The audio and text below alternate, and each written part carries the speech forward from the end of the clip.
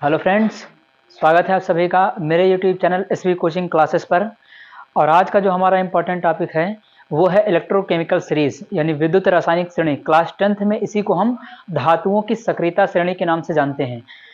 तो चलिए आज पढ़ते हैं हम इलेक्ट्रोकेमिकल सीरीज विद्युत रासायनिक श्रेणी को।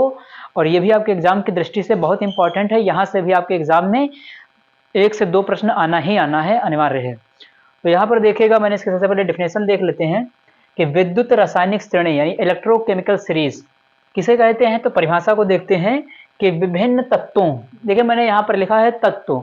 तत्व में धातु अधातु दोनों आ जाती हैं। तो कभी कभी आप देखेंगे किताब में धातु या अधातु लिखा हुआ होता है, तो एक ही बात है कि विभिन्न तत्वों के अंतर्गत धातुएं भी आ जाएंगी, अधातुएं भी आ जाएंगी।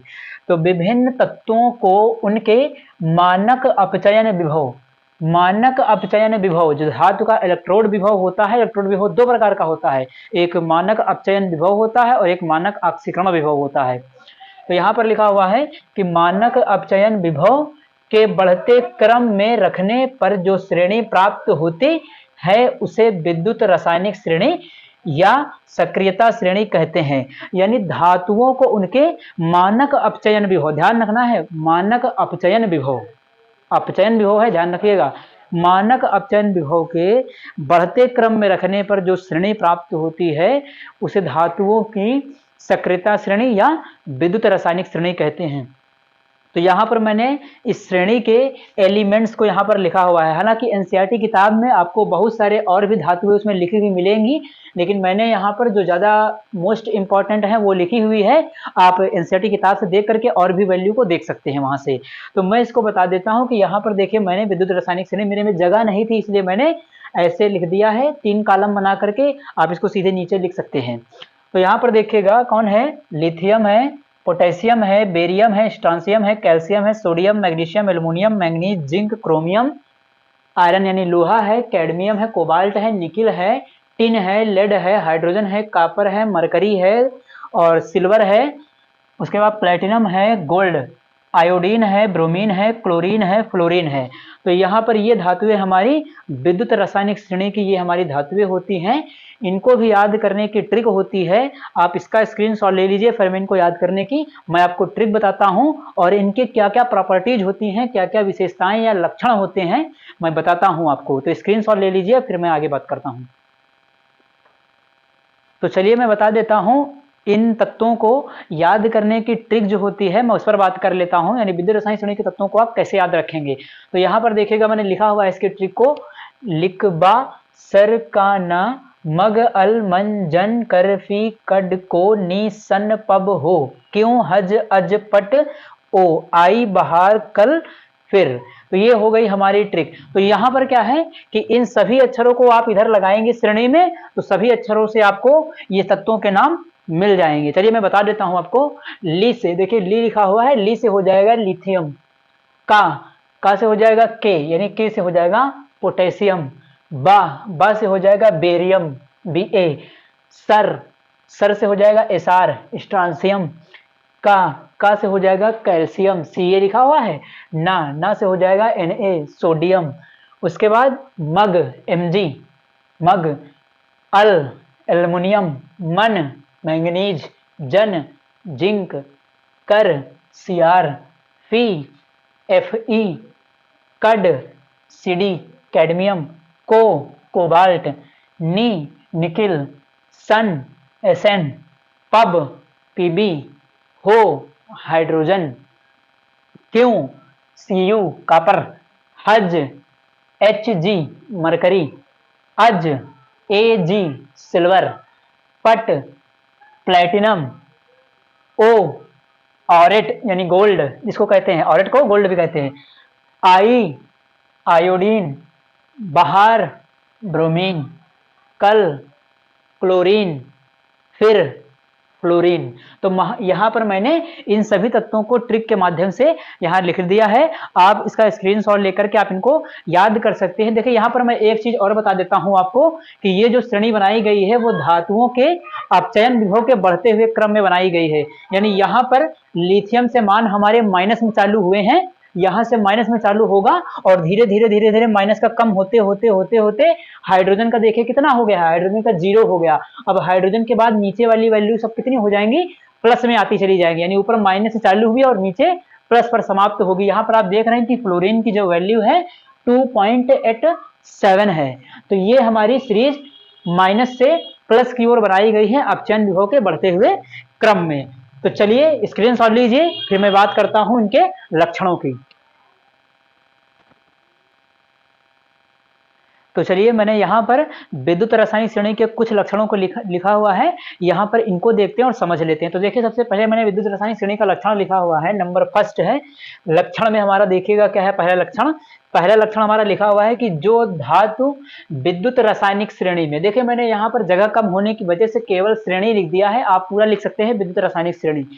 जो धातु श्रेणी में या विद्युत रासायनिक श्रेणी में ऊपर स्थित होती है वह प्रबल अपचायक होती है, अपचायक क्षमता ऊपर से नीचे जाने पर घटती है। यानी जो धातु विद्युत रासायनिक श्रेणी में ऊपर स्थित होती है वह क्या होती है, प्रबल अपचायक होती है।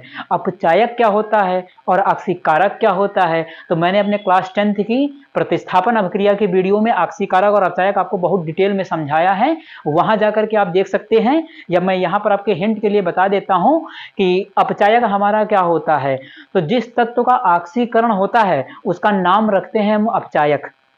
यानी जैसे कोई धातु हमारे इलेक्ट्रॉन निकाल रही है तो उसके इलेक्ट्रॉन के निकलने की प्रक्रिया को क्या कहेंगे, ऑक्सीकरण, और उस धातु को क्या कहेंगे, अपचायक। यानी जो अपने से जितनी आसानी से इलेक्ट्रॉन निकाल देती है वो क्या होगी, उतनी ही अच्छी अपचायक होगी। तो यहाँ पर देखिएगा लिखा हुआ है कि प्रबल अपचायक होती है, अपचायक क्षमता ऊपर से नीचे जाने पर घटती है, यानी प्रबल अपचायक होती है।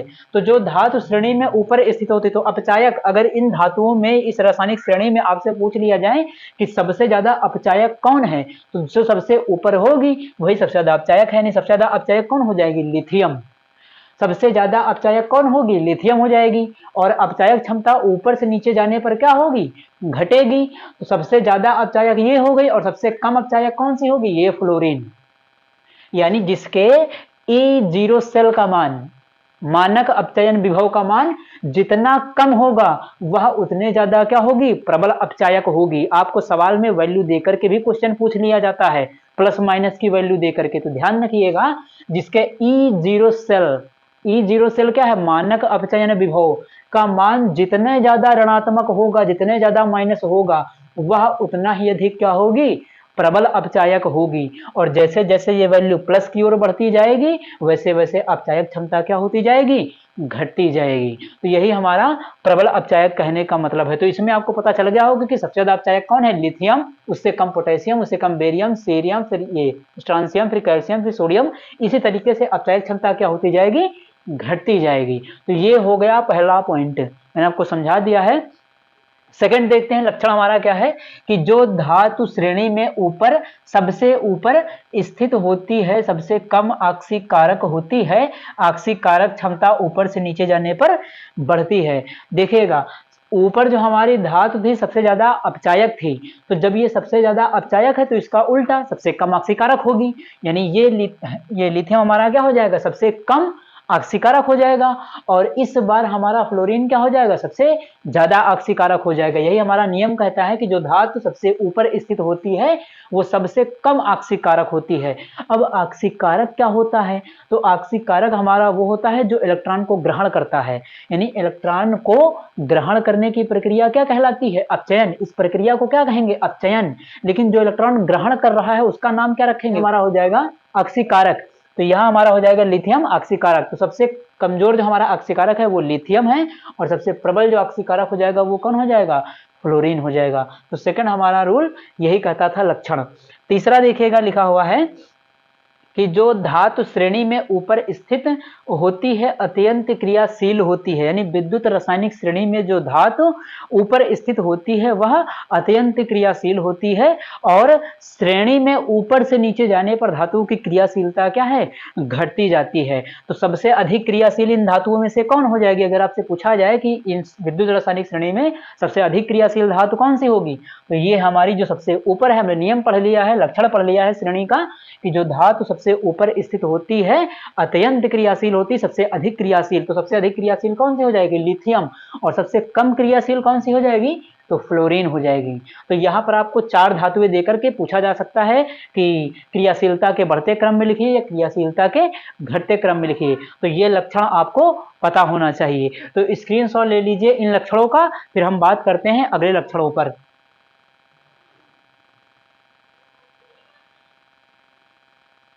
तो चलिए देखते हैं हम अगले लक्षण को, अगली प्रॉपर्टी को। देखिए इसमें क्या बताया गया है कि विद्युत रासायनिक श्रेणी में, देखिए मेरे में जगह कम है इसलिए मैं केवल श्रेणी शब्द लिख देता हूं, आप पूरा लिखिएगा विद्युत रासायनिक श्रेणी। तो श्रेणी में जो धातु ऊपर स्थित होती है वह अपने नीचे स्थित धातु को उसके लवण के विलयन से विस्थापित कर देती है। यानी श्रेणी में जो धातु ऊपर स्थित होगी वो अपने नीचे स्थित धातु को, यानी उसके जो नीचे होगी धातु, तो उस नीचे वाली धातु का जो विलयन होगा उस विलयन से ऊपर वाली धातु क्या करेगी? नीचे वाली धातु को विस्थापित कर देगी। यहाँ एग्जाम्पल देख लेते हैं, मैंने लिखा हुआ है कि विलयन से विस्थापित कर देती है। जैसे यहाँ पर देखिए Fe लिखा हुआ है आयरन, लोहा, और ये विलयन कौन सा है? कापर है, सल्फेट, कापर सल्फेट का विलयन है। तो ये आयरन है और ये कापर है। श्रेणी में देखते जरा ये कहाँ है? तो श्रेणी में हमारा आयरन यहाँ पर है ऊपर, यहाँ पर लिखा हुआ Fe, और कापर हमारा कहाँ है? ये देखिए नीचे है।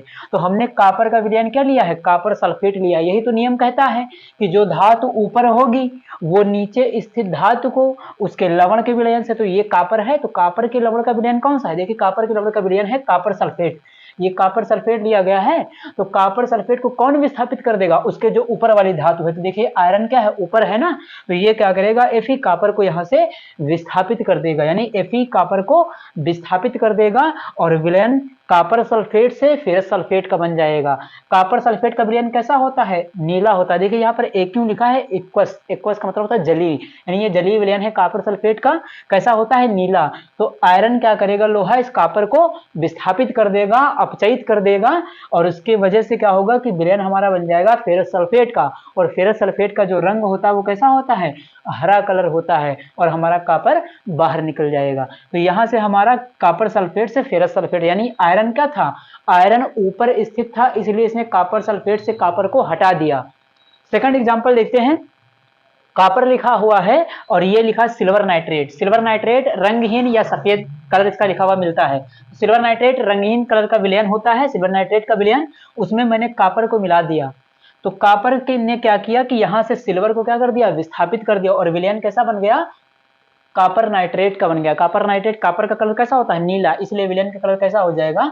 नीला। देखिए ध्यान ये रखिएगा इन दोनों क्वेश्चंस को कि ये क्वेश्चन आपके एग्जाम में इस तरीके से पूछ लिया जाता है कि क्या होता है जब कि कापर सल्फेट के विलयन में लोहे की छड़ या लोहे की कील डालने पर, है ना, क्या होता है जब कापर सल्फेट के विलयन में लोहे की कील या लोहे की छड़ को डाला जाता है, ये पूछ लिया जाता है इस तरीके से। या इसमें पूछ लेता है कि सिल्वर नाइट्रेट, कापर जो हमारा होता है सिल्वर नाइट्रेट, कापर जो होता है सिल्वर नाइट्रेट में मिलाने पर सिल्वर नाइट्रेट का रंग नीला हो जाता है, क्यों? तो ऐसा लिखिए। तो ये रीजन मुझे विद्युत रासायनिक श्रेणी का रीजन ही लिखना होता है कि हमारा ये लक्षण होता है कि विद्युत रासायनिक श्रेणी में जो धातु ऊपर स्थित होती है वह अपने नीचे स्थित धातु को उसके लवण के विलयन से क्या कर देती है? विस्थापित कर देती है। तो ये रीजन मुझे वहां पर क्वेश्चन में लिखना होता है। तो ये हमारा हो गया इस श्रेणी, इस जो लक्षण लिखा हुआ है इस लक्षण का ये एग्जाम्पल। देखिए ध्यान ये रखिएगा कि जो धातु ऊपर होंगी वही रिएक्शन होगी, जब बाकी हमारा क्या होगा? जैसे मान लिया ये हमारा होता अभी फेरस सल्फेट होता और ये कापर लिखा हुआ होता, मान लिया विलयन फेरस सल्फेट का होता और यहाँ पर कापर से रिएक्शन हो रही होती, तो जब धातु हमारी ऊपर वाली उसका विलयन होगा और नीचे वाली धातु होगी तो वो रिएक्शन क्या होगी? नहीं होगी। यानी ध्यान रखना है कि जो धातु का विलयन होगा उसके ऊपर की धातु होनी चाहिए तभी ये रिएक्शन होगी, अन्यथा ये रिएक्शन नहीं होगी। स्क्रीनशॉट ले लीजिए, फिर चलते हैं आगे की ओर।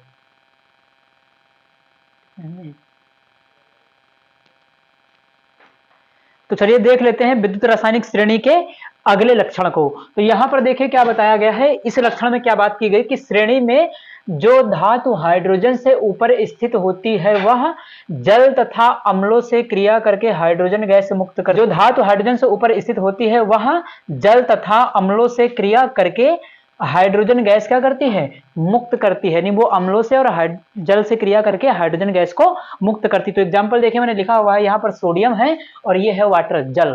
तो यहाँ पर क्या है कि सोडियम ने वाटर से रिएक्शन करके, अब ये क्या है, सोडियम हमारा कहाँ है, देखिए सोडियम हमारा हाइड्रोजन से बहुत ऊपर है, यहाँ पर लिखा हुआ है सोडियम, ये हमारा सोडियम यहाँ पर लिखा हुआ है। तो देखिए सोडियम क्या हाइड्रोजन से ऊपर है ना, तो जो धातुएं हाइड्रोजन से ऊपर होती हैं वो जल से और अम्लों से क्रिया करके हाइड्रोजन गैस क्या करती हैं, मुक्त करती हैं। तो देखिए यहाँ सोडियम ने जल से रिएक्शन करके सोडियम हाइड्रोक्साइड बना लिया और ये H2 निकल गया। ये मैंने बैलेंसी के लिए लिखी हुई है रिएक्शन, ये बैलेंस है ऑलरेडी। तो यहाँ पर NaOH बन गया और हाइड्रोजन गैस निकल गई। तो एक तो हमने ये एग्जांपल देख लिया। सेकंड एग्जांपल देखते हैं, ये हमारा क्या है, कैल्शियम। कैल्शियम भी देखिए हाइड्रोजन से बहुत ऊपर है। कैल्शियम हमारा कहाँ मिलेगा हमें, ये देखिए कैल्शियम यहाँ पर है। तो ये कैल्शियम भी क्या है, हाइड्रोजन से ऊपर है। तो यहाँ पर ये क्या करेगा, ये अम्लों से हाइड्रोजन गैस को विस्थापित कर देगा। तो देखिए कैल्शियम है और ये हमारा कौन सा है, सल्फ्यूरिक अम्ल H2SO4।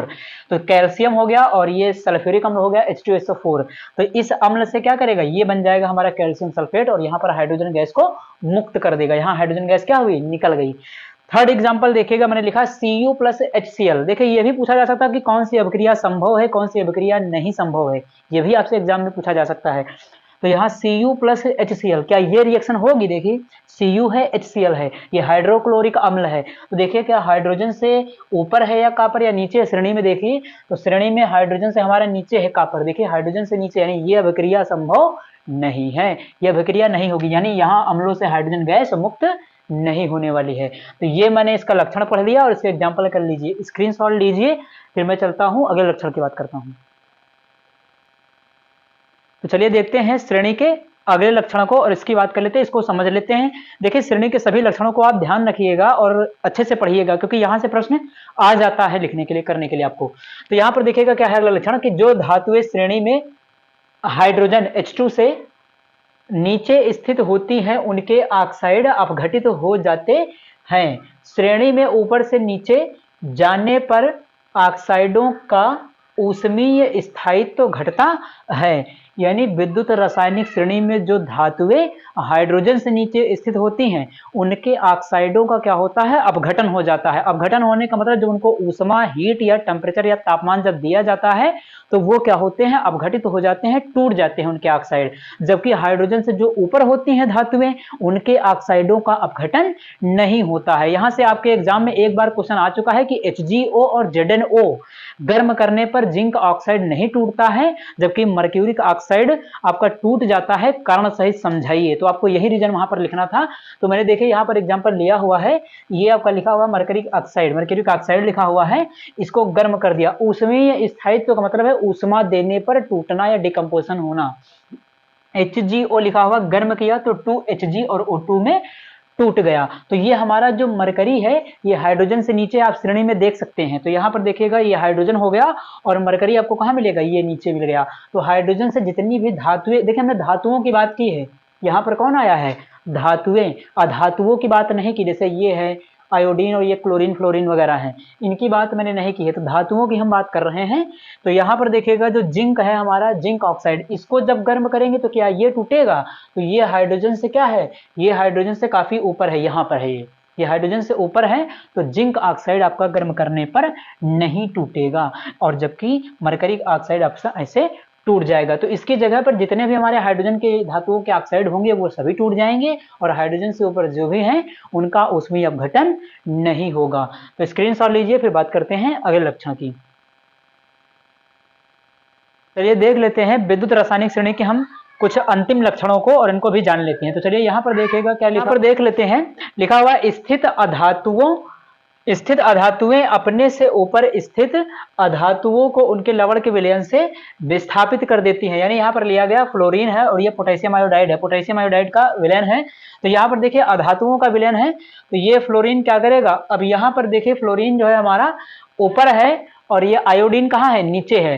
फ्लोरीन ऊपर है और आयोडीन हमारा कहाँ पर है, ये देखिए आयोडीन हमारा क्या है, यहाँ पर है, ऊपर की ओर है और ये नीचे की ओर। तो नियम पढ़ लीजिएगा, क्या लिखा कि नीचे स्थित अधातुएं अपने से ऊपर स्थित अधातुओं को उनके लवण के विलयन से विस्थापित कर देती हैं। तो यहाँ पर देखिएगा आयोडीन ऊपर है तो इसका जो विलयन है पोटेशियम आयोडाइड ये हो गया, और फ्लोरीन क्या है नीचे, तो फ्लोरीन इसको विस्थापित करके पोटेशियम फ्लोराइड बन जाएगा, आयोडीन अलग हो गई। तो ये हमारी रिएक्शन हो गई। ये वाली रिएक्शन देखिएगा तो आयोडीन है और ये हमारा फ्लोरीन है, तो फ्लोरीन हमारा कहाँ है, नीचे है, और आयोडीन क्या है, ऊपर है। तो ये वाली रिएक्शन हमारी नहीं होगी। इस नियम को पढ़ लीजिएगा तो ये समझ में आपके आ जाएगा। उसके बाद श्रेणी में जो अगला देख लेते हैं लक्षण की, जो श्रेणी में जो धातुएं नीचे स्थित होती हैं वे कैथोड का कार्य करती हैं, तथा जो ऊपर स्थित होती हैं वे नीचे स्थित होती हैं वे कैथोड का कार्य करती, तथा जो ऊपर स्थित होती हैं वे एनोड का कार्य करती हैं। तो ये हमारे हो गए विद्युत रासायनिक श्रेणी के लक्षण। अब हम इनके देख लेते हैं अनुप्रयोग को, फिर लेक्चर को समाप्त करते हैं। तो यहाँ पर स्क्रीनशॉट ले लीजिए, फिर हम लिख लेते हैं अनुप्रयोगों को। तो चलिए देख लेते हैं हम विद्युत रासायनिक श्रेणी के अनुप्रयोग। यह हमारा लास्ट टॉपिक है, इसके बाद हमारा वीडियो खत्म हो जाएगा। तो यहाँ पर देख लेते हैं कि अनुप्रयोग में क्या लिखा हुआ है, कि नंबर फर्स्ट लिखा हुआ है कि आक्सीकारक व अपचायक निर्धारित करने में, यानी कौन आक्सीकारक होगा कौन अपचायक होगा, इसका निर्धारण हम विद्युत रासायनिक श्रेणी की सहायता से ही करते हैं। आक्सीकारक के लिए क्या है, देखिए सवाल में जब आपको होता है तो E0 की वैल्यू, ये E0 क्या है, मानक अपचयन विभव, E0 सेल भी लिखा हुआ हो सकता है। तो E0 सेल का मान जितना ज्यादा होगा वो उतना अच्छा क्या होगा, आक्सीकारक होगा। वह अपचायक, अपचायक के लिए क्या है, तो E0 सेल का मान या E0 का मान जितना कम होगा वो उतना अच्छा क्या होगा, अपचायक होगा। आपने पीछे देखा था कि लिथियम सबसे अच्छा अपचायक था, जबकि फ्लोरीन सबसे अच्छा आक्सीकारक था। तो याद रखना है कि E0 का मान जितना ज्यादा होगा वो उतना अच्छा आक्सीकारक होगा, E0 का मान जितना कम होगा वो उतना अच्छा क्या होगा, अपचायक होगा। तो सेकंड देख लेते हैं कि सेल का विद्युत वाहक बल ज्ञात करने में, यानी इसी की सहायता से हम सेल का विद्युत वाहक बल भी ज्ञात करते हैं। नंबर थर्ड देखते हैं कि धातुओं की क्रियाशीलता का निर्धारण करने में, यानी धातुओं की क्रियाशीलता, कौन सी धातु कम क्रियाशील है, कौन सी ज्यादा क्रियाशील है, इसका निर्धारण भी इस श्रेणी की सहायता से करते हैं। उसके बाद देख लेते हैं तो यहाँ पर लिखा हुआ नंबर 4 कि सेल की क्रियाशीलता का निर्धारण करने में, यानी यहाँ पर सेल की क्रियाशीलता को भी निर्धारित किया जाता है। और देख लेते हैं कि यदि E0 सेल का मान, जो नष्ट समीकरण से हम सॉल्व करते हैं या मानक स्थिति में सॉल्व करते हैं, E0 सेल का मान, E cathode minus E anode formula लगा करके निकालते हैं ना, तो E0 सेल का मान अगर धनात्मक आया है तो सेल कैसा होता है, स्वतः परावर्ती होता है, यानी सेल अपने आप रिएक्शन करेगा, उसमें रेडॉक्स रिएक्शन जो है चलती रहेगी। E0 सेल का मान अगर ऋणात्मक होता है तो सेल स्वतः अपरावर्ती हो जाता है, यानी वो अपने आप कार्य नहीं करेगा। तो ये हो जाते हैं हमारी विद्युत रासायनिक श्रेणी के लक्षण और उपयोग। उम्मीद करता हूं कि आप सभी को ये समझ में आया होगा। Thanks for watching this video.